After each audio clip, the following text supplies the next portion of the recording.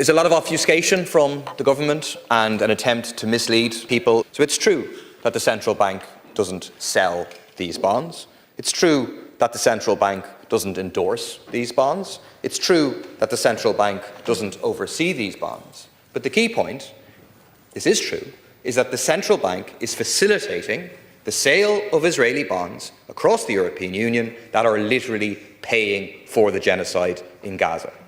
And there's no question that Israel is carrying out a genocide. The Taoiseach and the Taoiseach on the Dáil record have now said it.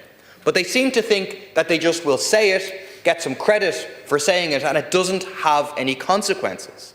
It must have legal and moral consequences. You have to do everything in your power to stop a genocide taking place, which means no more hiding behind the technicalities of the EU prospectus regulation, which, by the way, is supposed to be interpreted and applied in accordance with the Charter of Fundamental Rights.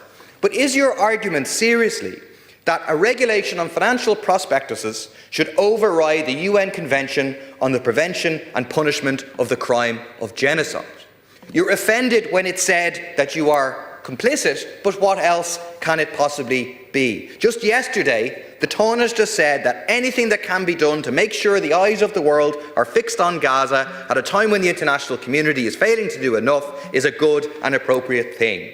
It shouldn't require flotillas, it shouldn't require civilians getting on boats and trying to highlight this. It should require the international community growing a backbone here and saying stop the genocide. Take your own advice.